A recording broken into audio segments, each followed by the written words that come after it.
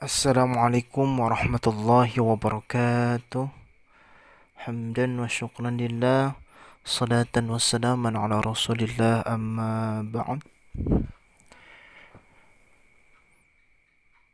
Puji dan syukur marilah kita panjatkan kehadirat Allah Rabbul Ghafur. Tak lupa pula salawat beserta salam semoga selalu tercurah kepada baginda alam, yakni Nabi Muhammad sallallahu alaihi wasallam. Murid-murid, gimana kabarnya semuanya? Masih pada saum hari ini? Mudah-mudahan kita semua dalam keadaan sehat walafiat. Amin ya Allah ya Rabbal Alamin. Hari ini yaitu hari ketiga atau hari terakhir materi tentang salat atau pesantren kilat. Yang kemarin Bapak Ibu gurunya alhamdulillah udah memberikan materi tentang saum. Mungkin Bapak juga akan memberikan penguat materi tentang saum pula. Murid-murid rahimakumullah, perhatikan ya. Dasar hukum perintah saum itu ada di surah Al-Baqarah ayat 183. Nih murid-murid udah pada bisa baca Quran belum? Apa masih Iqra? Coba yang udah bisa baca Al-Quran, perhatikan Al-Qurannya ya. Surah Al-Baqarah ayat 183. A'udzu billahi minasyaitonir rajim. Ya ayyuhalladzina amanu kutiba alaikumusyamu kama kutiba alal ladzina min qablikum la'allakum tattaqun. Perintah untuk berpuasa itu ada di Al-Baqarah ayat 183. Yang artinya, hai orang-orang yang beriman, diwajibkan atas kamu berpuasa sebagaimana diwajibkan atas orang-orang sebelum kamu agar kamu bertakwa. Dalam ayat ini siapa yang diseru sama Allah? Yaitu orang-orang yang beriman. Jadi murid-murid kalau di dalam jiwanya mempunyai keimanan kepada Allah, maka kutiba alaikumusiyam, diwajibkan atas kamu berpuasa. Jadi banyak orang-orang di luar sana yang tidak berpuasa padahal udah dewasa. Berarti di dalam dirinya tidak mempunyai keimanan kepada Allah. Maka Allah menyuruhnya siapa? Yaitu ya ayyuhalladzina amanu. Hai orang-orang yang beriman. Kutiba alaikumusyamu, diwajibkan atas kamu berpuasa.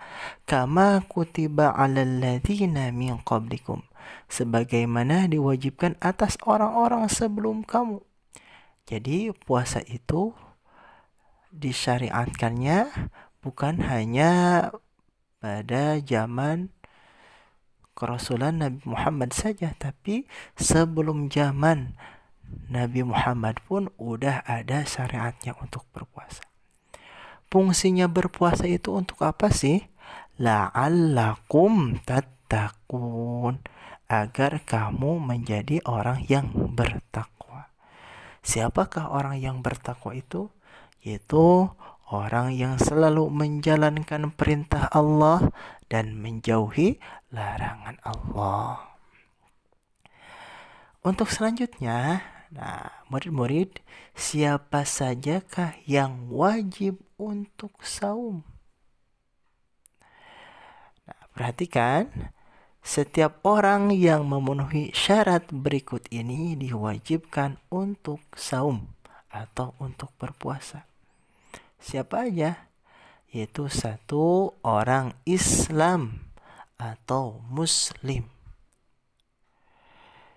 Jadi kalau orang kafir maka tidak diwajibkan untuk saum atau berpuasa.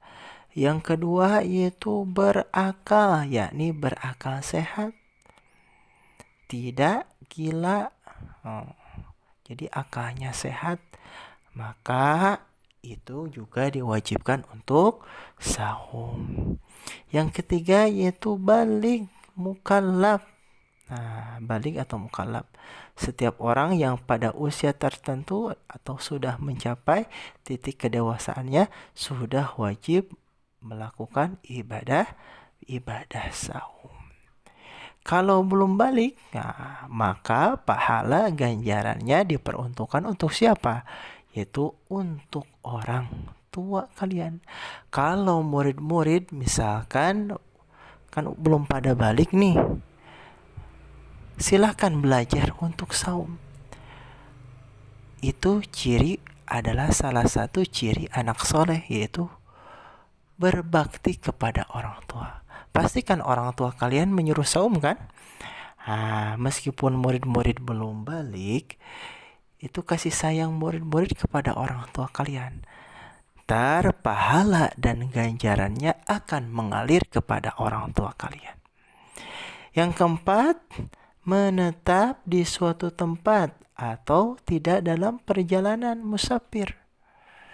Nah, jadi Allah meringankan kepada orang yang sedang beperjalanan. Dalam perjalanannya itu boleh diperkenankan untuk tidak berpuasa. Nah, maka disebut dengan musafir. Nah, gitu. Karena kehausan di jalan, kecapean, musafir tersebut boleh diperkenankan tidak berpuasa. Yang kelima yaitu mampu untuk melaksanakan puasa tersebut, yakni tidak sedang sakit atau tidak dalam keadaan ujur. Ujur itu adalah keadaan sudah tua. Jadi orang tua udah lanjut usia, tidak mampu untuk melakukan berpuasa, nggak apa-apa. Kalau kalian mampu kuat, maka diwajibkan untuk berpuasa. Nah, itulah siapa saja orang yang wajib saum, yaitu satu, orang yang beragama Islam, dua, berakal sehat, tiga, baligh atau mukallaf, empat, menetap di suatu tempat, dan terakhir yaitu mampu berpuasa. Nah, murid-murid untuk selanjutnya yaitu makanan yang diharuskan untuk kalian makan ketika saum. Murid-murid, makanan yang dianjurkan ketika berpuasa ataupun sahur menurut Rasulullah SAW yang diriwayatkan oleh Abu Dawud, Ibnu Hibban dan Al-Baihaqi, sebaik-baik makanan sahur seorang mukmin adalah kurma.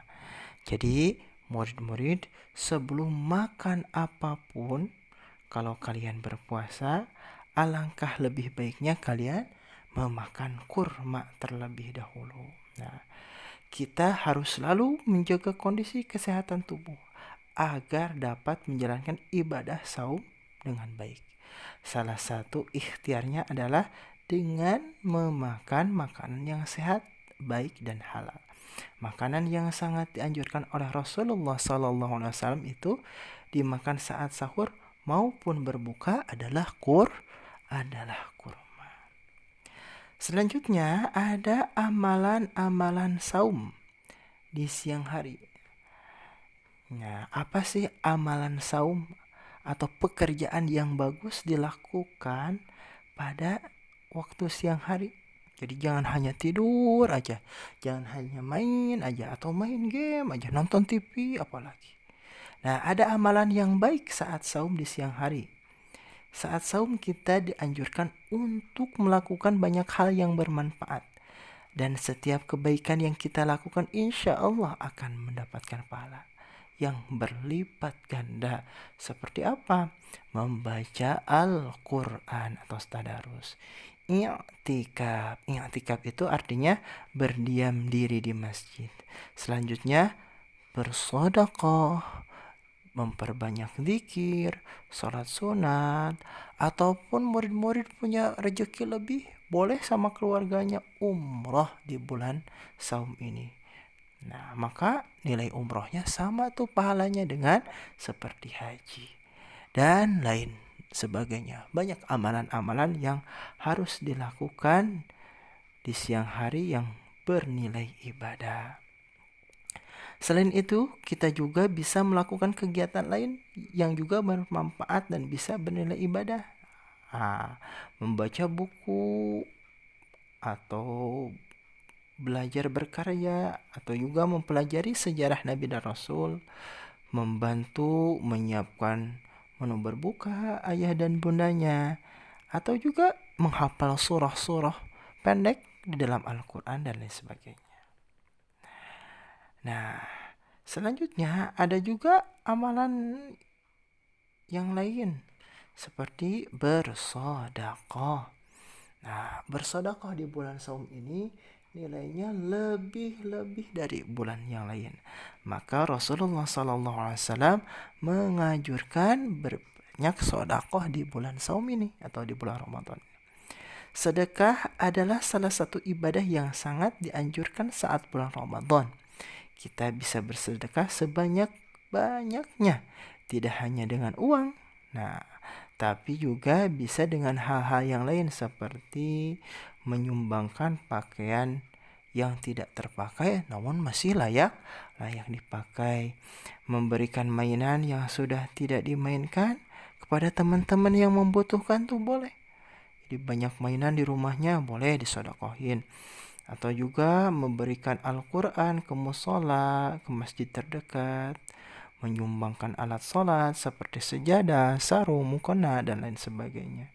Atau juga memberikan buku-buku ke perpustakaan dekat rumah kalau ada. Kalau juga tidak mampu yang lain nih, ada amalan sedekah yang sangat mudah sekali, yaitu tersenyum, berkata baik, dan menolong kawan-kawan yang membutuhkan. Nah, itu juga termasuk sedekah. Ya, setelah murid-murid mengamalkan amalan di siang hari, maka murid-murid juga harus hafal doa berbuka puasa. Pasti murid-murid hafalnya Allahumma laka sumtu wa bika amantu wa ala rizkika aftartu birahmatika ya arhamar rahimin. Namun ada juga doa yang sangat dianjurkan oleh Rasulullah SAW. Ketika sudah masuk waktu maghrib, Rasulullah SAW memberi contoh pada kita untuk menyegerakan berbuka saum atau iftar dengan makan beberapa buah kurma dan meminum air.